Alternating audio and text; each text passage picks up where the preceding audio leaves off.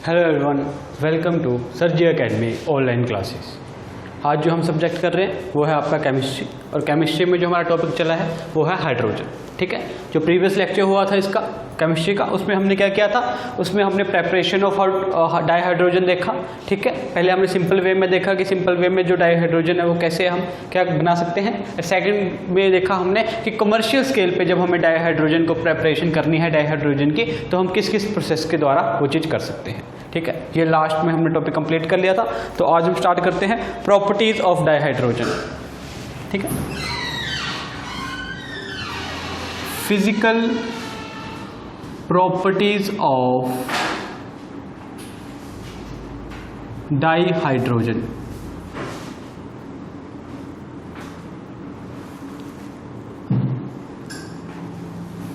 Physical properties of dihydrogen में क्या है, तो देखिए बहुत ही सिंपल प्रॉपर्टीज हैं। जैसे नंबर 1 कि जो डाईहाइड्रोजन है वो कैसी है, कलरलेस। ठीक है, कलरलेस, ऑर्डरलेस एंड टेस्टलेस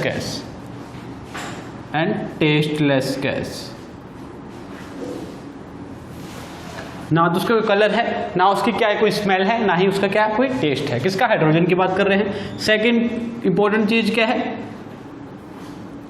कि इसकी जो सोल्यूबिलिटी है, सोल्यूबिलिटी जो है इसकी वाटर में बहुत कम है, वेरी लेस। थर्ड इंपॉर्टेंट चीज क्या है, लाइटेस्ट गैस, काफ़ी हल्की गैस है। ठीक है, ये चीज़ें हम क्या है इसके बारे में पढ़ चुके हैं, इसके बारे में देख चुके हैं। चलिए, कुछ आपने ये चीज़ें याद रखनी है प्रॉपर्टीज़ में। नेक्स्ट है इसका कि इसकी केमिकल प्रॉपर्टीज़ क्या हैं, जो इम्पोर्टेंट हमारा चैप्टर है कि इसकी केमिकल प्रॉपर्टीज़।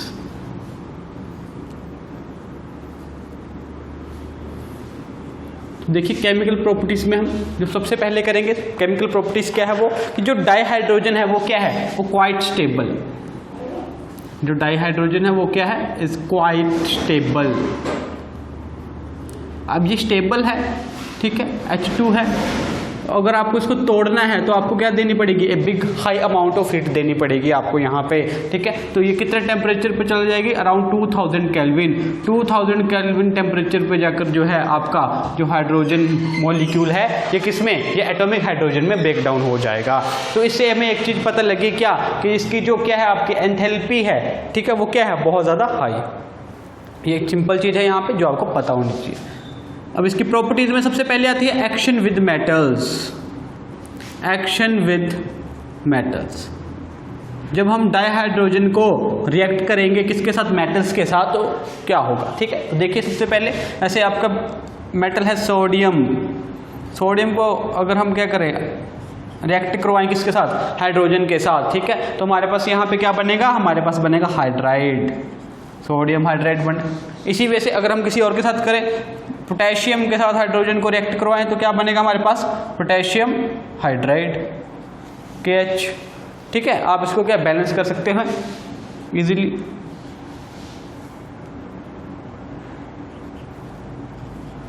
उसके बाद अगर मैं कैल्शियम को हाइड्रोजन के साथ रिएक्ट कराऊं तो मेरे पास क्या बनेगा, कैल्शियम हाइड्राइड। ठीक है, ये तो सिंपल है। अगर मेटल्स के साथ रिएक्ट होगा तो ये क्या है, सिंपल हाइड्राइड बना देगा। अब इसी चीज को मैं और कैसे कर सकता हूं, अगर यहाँ पे अब मैं मेटल्स की जगह, अब यहाँ पे मेटल्स की जगह क्या, ट्रांजिशन एलिमेंट्स ले लिए जाएं या ट्रांजिशन मेटल्स ले लिए जाएं, स्पेशली किसके, डी ब्लॉक के। ठीक है, किसके, डी ब्लॉक के ले लिए जाएं अगर, तो क्या होगा, तो देखिए अब डी ब्लॉक के मेटल के साथ जब भी ये क्या होगी, रिएक्ट करेगा तो क्या बनाएगा, तो ये बनाएगा आपका इंटरस्टिशियल हाइड्राइड्स। इंटरस्टिशियल हाइड्राइड्स, तो ये चीज आपको यहाँ पे अब याद रखनी है कि जब भी आपका हाइड्रोजन जो है वो ट्रांजिशन मेटल्स या ट्रांजिशन एलिमेंट्स जो किस ब्लॉक में होते हैं, ट्रांजिशन आपके डी ब्लॉक में, जब भी इनके साथ रिएक्ट करेगा तो वो सिंपल हाइड्राइड्स ना बना के क्या बनाएगा, इंटरस्टिशियल हाइड्राइड्स बनाएगा। अब यहाँ पे इंटरस्टिशियल हाइड्राइड्स का क्या मतलब है, देखिए जो आपका डायटोमिक है H2 है, इसका जो साइज है वैसे वो क्या है, स्मॉल है, स्मॉल इन साइज। ठीक है। अब जब ये क्या करेगा, हाइड्राइड बनाएगा मेटल के साथ मिलके, ठीक है। तो क्या है इसमें, क्या है, अगर मैं ये देखूं, ये एक लैटिस है मेरे पास, क्या है, एक लैटिस है। अब यहाँ पे मैंने बोला कि इसने क्या बना दिया, हाइड्राइड बनाया है किसी के साथ, किसी इंटर या हम बोलते हैं डी ब्लॉक एलिमेंट्स के साथ इसने मिलके क्या बना दिया, हाइड्राइड बना दिया।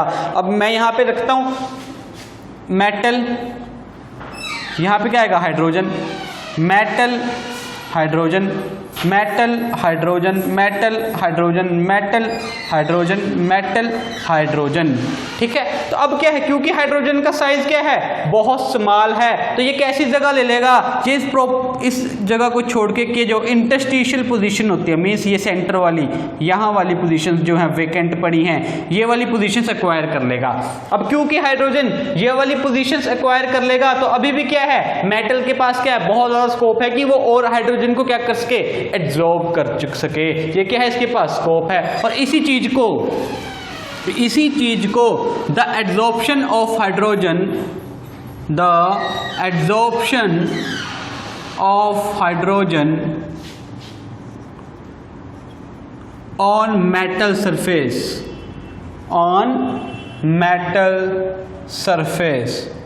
is known as occlusion। तो ये चीज़ भी आपको क्या रखनी है, याद रखनी है, इंपॉर्टेंट है कि देखिए जब भी क्या है, अगर तो वो नॉर्मल तरीके से रिएक्ट करेगा डाइहाइड्रोजन मेटल्स के साथ तो क्या बनाएगा, वो आपके सिंपल्स क्या है, हाइड्राइड्स बनाएगा। लेकिन जब वो क्या ट्रांजिशन मेटल्स या डी ब्लॉक के जो आपके एलिमेंट्स हैं उनके साथ क्या करेगा, रिएक्शन होगी, तो वहां पे क्या बनेंगे, इंटरस्टिशियल हाइड्राइड्स। इंटरस्टिशियल का मतलब क्या है कि हाइड्रोजन का साइज क्या है, यहाँ पे बहुत स्मॉल है, तो हाइड्रोजन जो है वो क्या करेगा, वो आपके कोई भी किसी भी लैटिस में क्या इंटरस्टिशियल पोजीशंस पे जाके जो है वो उस स्पेस को फिल कर देगा। अब क्योंकि बाकी स्पेस यहाँ पे क्या है, वेकेंट है, तो जो मेटल होगा यहाँ पे इसके पास टेंडेंसी होगी कि वो हाइड्रोजन को क्या करे, अपने सरफेस के ऊपर एब्जॉर्ब करा दे। और इसी एब्जॉर्प्शन प्रॉपर्टी को यहाँ पे क्या बोला जाता है, एक्लूजन बोला जाता है, ठीक है। ये चीज आपने याद रखनी है, डायरेक्ट पूछा जा सकता है। The absorption of hydrogen on the metal surface is known as, क्या बोलते हैं, तो इसको बोलते हैं ऑक्लूजन। तो ये चीज आपको पता होनी चाहिए। ये हमने क्या किया, रिएक्शन विद मेटल्स वाला केस किया। अगर हम सेकंड केस करके देखें यहाँ पे, अब अगर मेटल के साथ रिएक्ट करता है तो नॉन मेटल के साथ भी इसकी रिएक्शन होगी, क्योंकि इसका बिहेवियर क्या है, बहुत एनॉर्मस बिहेवियर है। तो उस चीज को देखते हैं। Second point, reaction with non metals, reaction with non metals, ठीक है। अब क्या है,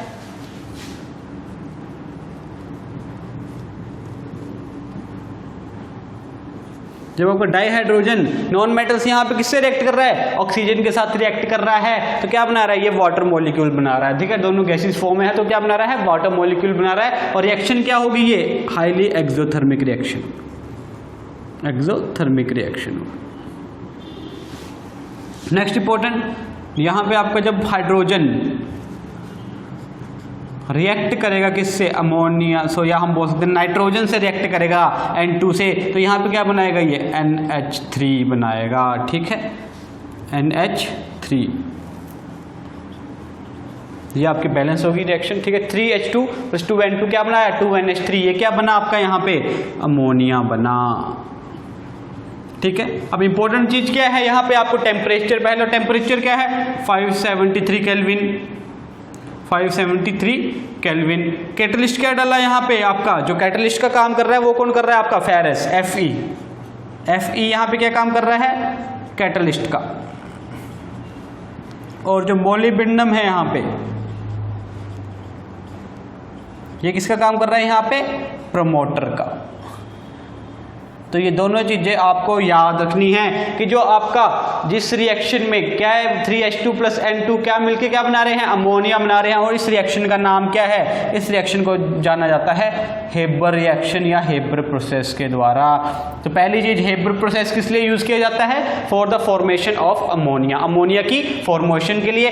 इसमें कैटलिस्ट क्या होता है, तो इसमें Fe, फेरस आपका क्या होगा, कैटलिस्ट होगा। और जो मोलिब्डेनम है यहाँ पे वो क्या होगा, तो वो एक्ट करता है प्रमोटर के रूप में। प्रमोटर क्या होता होता है? जो किसी भी रिएक्शन की रेट को इंक्रीज करेगा, सिर्फ क्या करेगा? इंक्रीज करेगा। लेकिन जो कैटलिस्ट क्या होता है? डिफरेंस होता है कैटलिस्ट और क्या है इसमें, ठीक है। प्रमोटर क्या करेगा? सिर्फ इंक्रीज ही करेगा। कैटलिस्ट इंक्रीज भी कर सकता है, डिक्रीज भी कर सकता है, कुछ भी नहीं कर सकता, इसलिए इसको कैटलिस्ट बोलते हैं। तो क्वेश्चन कैसे पूछा जा सकता है कई बार कि अमोनिया जो हेबर्स प्रोसेस है वहां पे कैटलिस्ट क्या है? नीचे आपको 4 ऑप्शन होंगी, फेरस, मोलिब्डेनम, एल्यूमिनियम या और भी कोई हो सकती है। तो आपको पता होना चाहिए कैटलिस्ट का काम कौन करता है? फेरस करता है, Fe करता है, आयरन आपका, ठीक है। और प्रमोटर का काम कौन करता है? तो ये करता है मोलिब्डेनम। तो ये चीज आपको यहाँ पे पता होनी चाहिए। ये किस केस में किया हमने? जब हमने डाइहाइड्रोजन को रिएक्ट करवाया किसके साथ? हमने रिएक्ट करवाया नॉन मेटल के साथ। नेक्स्ट देखते हैं, जब हमने डाइहाइड्रोजन को रिएक्ट करवाया किसके साथ? हैलोजेंस के साथ, ठीक है। Reaction with halogens. अब जब हैलोजेंस के साथ रिएक्ट करवाया तो देखो H2 प्लस 2HF,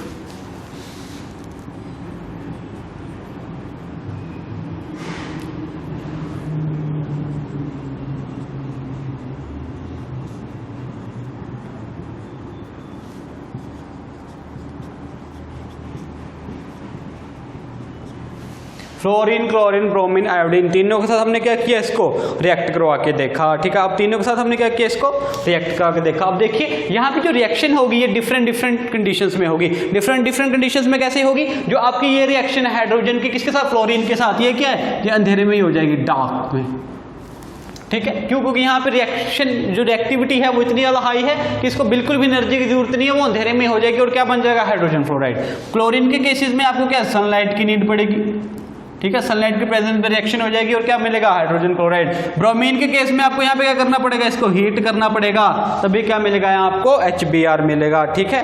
और जो आयोडीन के केस में है आपको बहुत ज्यादा हीट के साथ साथ प्रेशर भी अप्लाई करना पड़ेगा, ठीक है। इंटेंस हीट प्लस प्रेशर दोनों चीजें अप्लाई करनी पड़ेगी, तभी आपकी ये वाली रिएक्शन होगी। तो ये है इसकी कंडीशन कि जो हाइड्रोजन की फ्लोरीन के साथ रिएक्शन होगी वो किस में हो सकती है? वो डार्क कंडीशन में हो जाएगी, ठीक है। क्लोरीन के साथ सनलाइट में थोड़ी सी मतलब एनर्जी देनी पड़ेगी। जो ब्रोमीन के साथ होगी उसमें थोड़ी और मीन्स आपको एक्स्ट्रा एनर्जी देनी पड़ेगी, हीट देनी पड़ेगी सनलाइट के अलावा। और जो लास्ट में है आयोडीन के साथ उसमें क्या है? उसमें जो है आपको या तो बहुत ज्यादा हीट करना पड़ेगा, ठीक है, या प्रेशर अप्लाई करना पड़ेगा, या तीसरी चीज आप इसमें कैटलिस्ट भी ऐड कर सकते हैं। तो ये है इसमें 3 अलग अलग चीजें, ठीक है। अब इस रिएक्शन से हमें क्या पता लग गया? हमें इसका रिएक्टिविटी ऑर्डर पता लग गया कि जब भी डाइहाइड्रोजन हैलोजन के साथ रिएक्ट करेगा तो वो कैसे करेगा, मतलब उसका जो एक तरीके से आपका क्राइटेरिया होगा वो क्या होगा। तो देखो सबसे ज्यादा रिएक्टिव क्या है? फ्लोरीन, उसके कम क्लोरीन, फिर ब्रोमीन एंड देन आयोडीन। तो जब भी ये आपका रिएक्ट करेगा डाइहाइड्रोजन के साथ तो सीक्वेंस क्या होगा? सीक्वेंस ये होगा रिएक्टिविटी का, ठीक है। विद हैलोजेंस के साथ जो सीक्वेंस होगा हाइड्रोजन का वो ये होगा कि जो फ्लोरीन है वो सबसे इजीली रिएक्ट कर लेगा, क्लोरीन थोड़ा मुश्किल, ब्रोमीन उससे कम, और आयोडीन जो है वो सबसे कम। तो ये आपको सीक्वेंस यहाँ पे याद रखना है। चलिए नेक्स्ट पॉइंट आता है reaction with metal oxides. Reaction with metal oxides.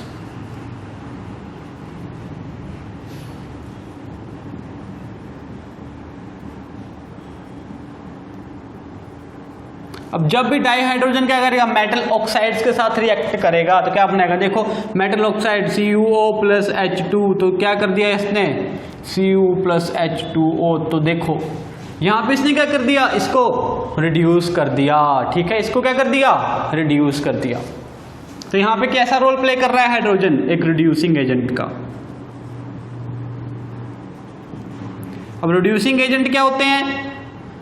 जो खुद क्या हो जाता है, मतलब दूसरों को क्या कर देते हैं? रिड्यूस कर देते हैं, और खुद क्या हो जाते हैं? ऑक्साइड्स, ठीक है। Reduce others and get oxidise, यही चीज यहाँ पे की। अब हाइड्रोजन को यहाँ पे क्या बोला गया कि ये क्या है? रिड्यूसिंग एजेंट है। क्यों? क्योंकि इसने इसको तो क्या कर दिया? रिड्यूस कर दिया, ऑक्साइड यहाँ से हटा दिया कि ये क्या बन गया? अब सिर्फ कॉम्पल, और खुद क्या हो गया? ऑक्सीडाइज, मीन्स इसके साथ ऑक्सीजन लग गया, ये क्या हो गया? ऑक्सीडाइज हो गया, ठीक है। और भी कोई एग्जांपल दे सकते हैं हम यहाँ पे ZnO प्लस H2, तो क्या करेगा? Zn प्लस H2O, ठीक है। खुद क्यों क्या है, ऑक्सीडाइज कर लेगा, और जिंक को क्या कर दिया इसने यहाँ पे रिड्यूस कर दिया। तो इसमें हम बोल सकते हैं कि जो हाइड्रोजन है वो क्या है, गुड रिड्यूसिंग एजेंट भी है, ठीक है। क्या है, एक गुड रिड्यूसिंग एजेंट भी है। तो ये चीज आपने याद रखनी।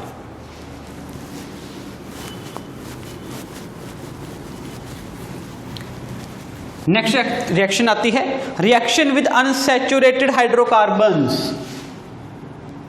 Reaction with unsaturated hydrocarbons.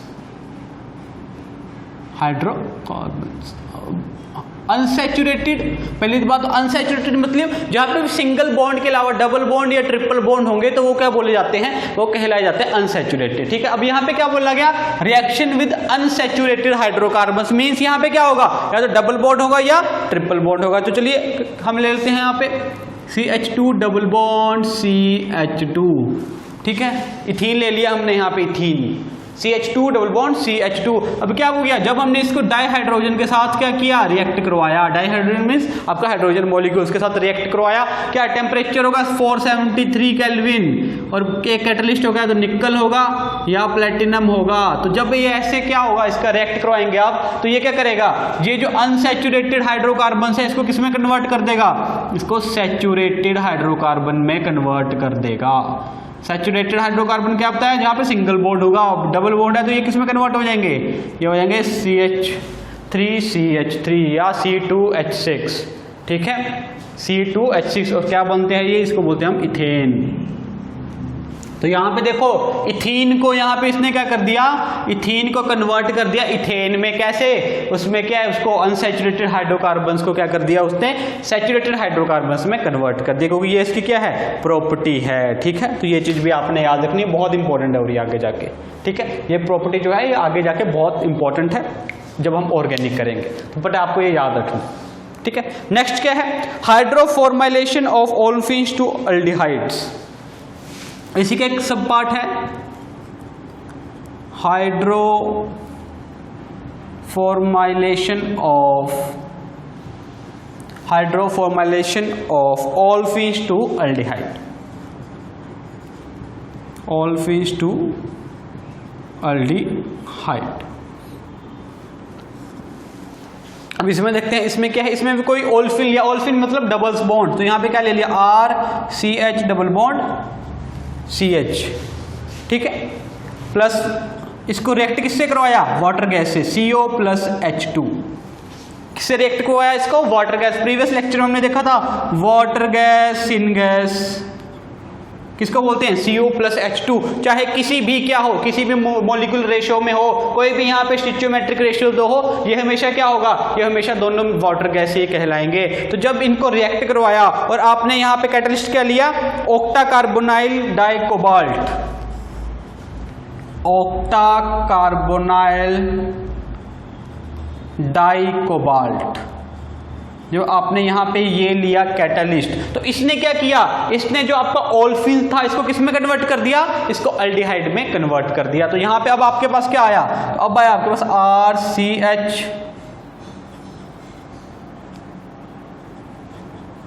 RCH2 CH2 CHO। ये क्या है, CHO क्या है आपका, ये है आपका अल्डिहाइड ग्रुप। तो अब ये किस में कन्वर्ट हो गया, यहाँ पे अल्डिहाइड में कन्वर्ट हो गया। अब जब इसी अल्डिहाइड में को क्या करोगे, आप फिर से रिएक्ट कराओगे किसके साथ, आप इसको फिर से रिएक्ट कराओगे डाइहाइड्रोजन के साथ। तो ये क्या करेगा, ये इसको फिर से क्या कर देगा, रिड्यूस कर देगा, क्योंकि डाइहाइड्रोजन कैसा रोल प्ले कर रहा है, एक गुड रिड्यूसिंग एजेंट का। तो अल्डिहाइड को ये किस में कन्वर्ट कर देगा, तो ये कर देगा अल्कोहल में, RCH2 CH2 CH2OH। तो यहाँ पे अब CHO ग्रुप जो था, अल्डिहाइड ग्रुप जो था, वो किस में कन्वर्ट हो गया, वो हो गया आपके अल्कोहल में कन्वर्ट। तो ये था एक तरीके से क्या कर रहा है, ये इसका हाइड्रोजनेशन हो रही है, या हम बोल सकते हैं रिड्यूसिंग हो रही है बहुत अच्छे तरीके से। ठीक है। तो ये बहुत इंपॉर्टेंट है, रिएक्शन विद अनसैचुरेटेड हाइड्रोकार्बन्स, जब भी क्या है आपका डाइहाइड्रोजन रिएक्ट करेगा किसी भी अनसैचुरेटेड कंपाउंड हाइड्रोकार्बन से, अनसैचुरेटेड मींस चाहे वहां पे डबल बॉन्ड हो या ट्रिपल बॉन्ड हो, तो वो क्या करेगा उसको सिंगल बॉन्ड में कन्वर्ट कर देगा, सिंपल बोल सकते हैं, या सैचुरेटेड हाइड्रोकार्बन्स में कन्वर्ट कर देगा। इसी में हमने क्या पढ़ा, hydroformylation of olefins to aldehyde. Olefins means again वही डबल बॉन्ड प्रेजेंट हो, इसको रिएक्ट किसके साथ करवाया मैंने, वाटर गैस, जो हमने प्रीवियस लेक्चर में पढ़ा था। ठीक है, आपका कैटलिस्ट क्या लिया यहाँ पे, ऑक्टा कार्बोनाइल डाइकोबाल्ट। कैटलिस्ट आप हमेशा याद रखें, कैटलिस्ट जो है कई बार डायरेक्ट एग्जाम में पूछ लिया जाता है। जब इसके साथ रिएक्ट करवाया तो यहाँ पे क्या बना हमारे पास बना अल्डिहाइड ग्रुप, और इस अल्डिहाइड ग्रुप के जब फिर से हमने हाइड्रोजनेशन करवाई तो इसने क्या कर दिया, इसने अल्डिहाइड को फिर से रिड्यूस कर दिया अल्कोहल की फॉर्म में, और हमारे पास एंड में रिजल्ट क्या आया, अल्कोहल। ठीक है, तो ये था हमने क्या, ए। सेकंड पार्ट क्या है, aldehyde hydrogenation of oils.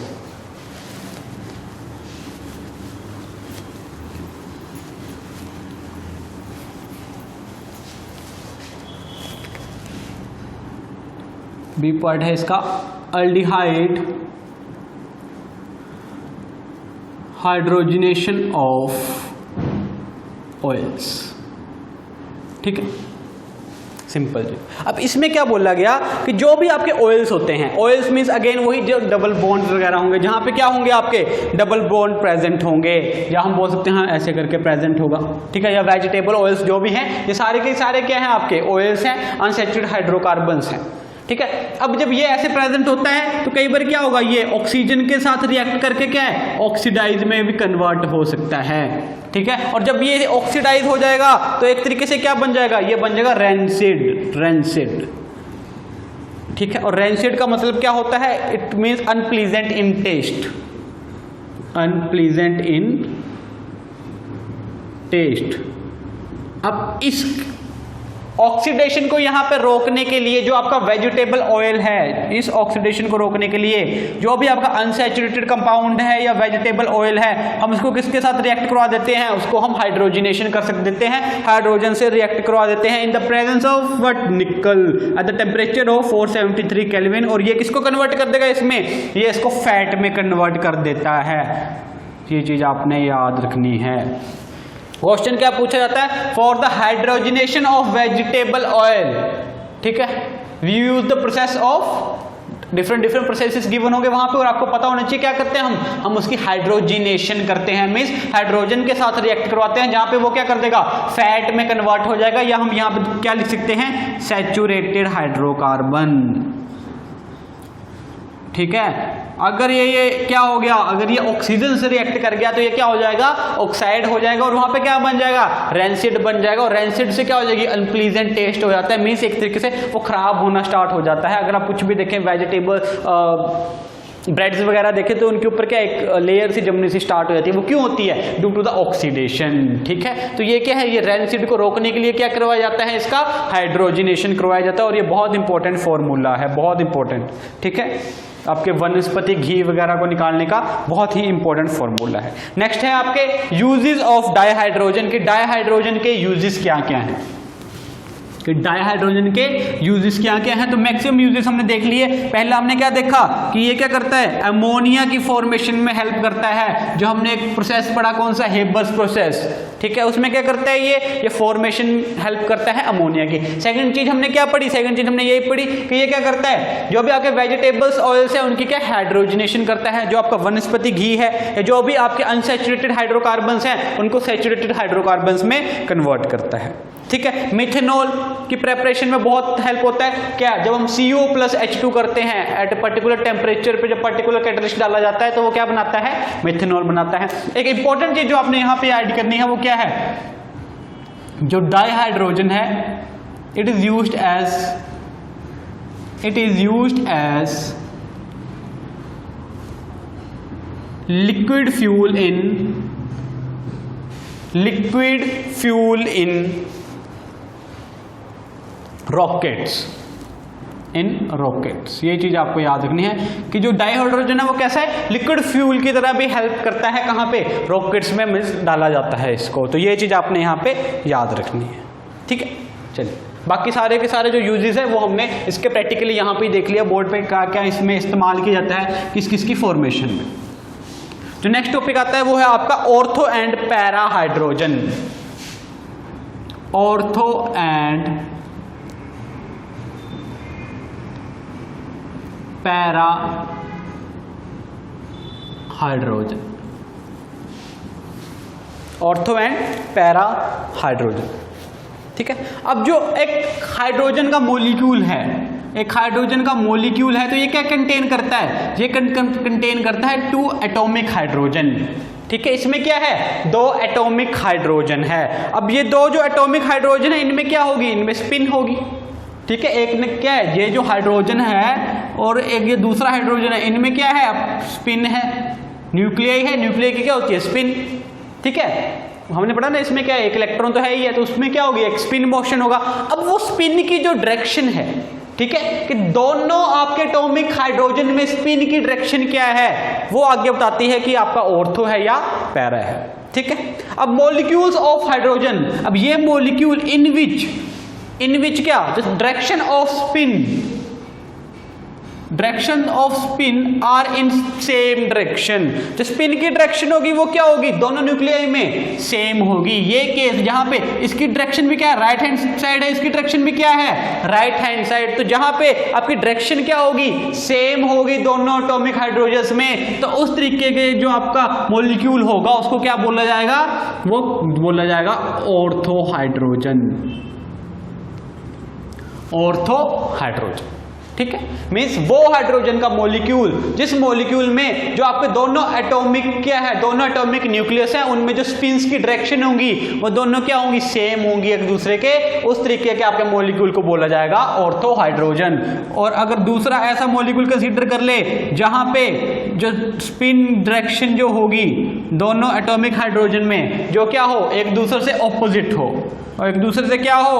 Opposite हो, तो ऐसे मॉलिक्यूल को क्या बोला जाएगा? ऐसे मॉलिक्यूल को बोला जाएगा पैरा हाइड्रोजन।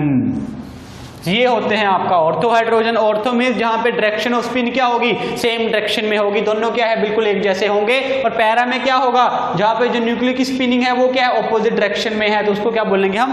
पैरा हाइड्रोजन बोलेंगे, ठीक है। सिंपल सा इंपॉर्टेंट चीज है जो आपको याद रखनी है। और ये दोनों क्या होते हैं? एक दूसरे के इक्विलिब्रियम में होते हैं। जो ऑर्थो है इक्विलिब्रियम टू पैरा हाइड्रोजन, एक दूसरे के किस में होंगे? ये इक्विलिब्रियम में होंगे। एक समय क्या? किसी समय आपका पैरा ज्यादा हो सकता है और किसी समय क्या है? आपका ऑर्थो भी ज्यादा हो सकता है। ये डिपेंड करता है अलग अलग कंडीशंस टेम्परेचर की पे। तो देखते हैं, अब देखते हैं टेम्परेचर का क्या इफेक्ट पड़ता है। तो देखो एट 0 डिग्री केल्विन, जब 0 केल्विन होगा तो जो ये मेनली आपका एट 0 केल्विन, तो मेनली पैरा हाइड्रोजन प्रेजेंट, ठीक है। टेम्परेचर के अकॉर्डिंग देखना है आपने, जब 0 डिग्री केल्विन बोला तो क्या प्रेजेंट होगा आपका? मेनली पैरा हाइड्रोजन होगा। इसका मतलब पैरा हाइड्रोजन क्या है आपका? More stable. और ये क्वेश्चन कई बार एग्जाम में पूछा जाता है कि दोनों आपके जो पैरा हाइड्रोजन है एंड जो ऑर्थो हाइड्रोजन है, दोनों में से मोर स्टेबल कौन है? तो मेन कौन स्टेबल है आपका? पैरा हाइड्रोजन, ठीक है। नॉर्मल टेम्परेचर में, अभी तो 0 डिग्री केल्विन की बात की, नॉर्मल टेम्परेचर में जो दोनों की रेशियो होगी वो क्या होगी? दोनों की रेशियो सेम होगी, 1:1। मीन्स ऑर्थो और जो पैरा की रेशियो होगी क्या होगी? सेम होगी, 1:1।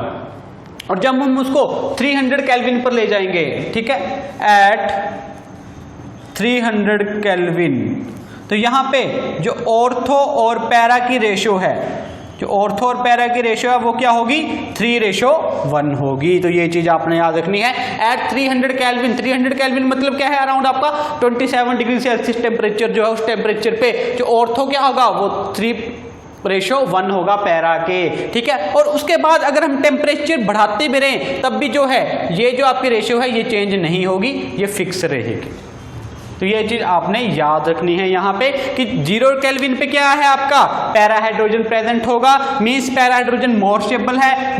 बिल्कुल नॉर्मल टेम्परेचर पे दोनों की रेशियो क्या है? सेम है। और जब हम 300 केल्विन पर जाएंगे तो ऑर्थो और para with respect to ratio 3:1 जो है वो प्रेजेंट होगा। तो ये चीज आपको क्या रखनी है? ये याद रखनी है। ठीक है। और उसके बाद अगर आप टेम्परेचर जितना मर्जी इंक्रीज कर लो, इसके रेशियो में क्या है, कोई भी डिफरेंस नहीं आएगा। तो ये बहुत इंपॉर्टेंट चीज़ है, आपको याद रखना, ठीक है। इस लेक्चर में हम इतना ही करेंगे। नेक्स्ट लेक्चर में हम जो है आगे नेक्स्ट टॉपिक करेंगे आपका हाइड्राइड्स का, कि कितने टाइप्स के हाइड्राइड्स होते हैं और कई जगह हाइड्राइड्स क्या फिर फर्दर सब डिवाइडेड है तो किस टाइप में है। देन उसके बाद जो नेक्स्ट यूनिट साथ ही स्टार्ट होगा टॉपिक आपका वाटर की properties, chemical physical properties, softening of hard water, ठीक है। ऐसी कुछ चीजें टॉपिक्स हैं जो हम यहाँ पे करेंगे। पर इस लेक्चर में इतना ही, आप इसको एक बार अच्छे से देखें। Okay, thank you.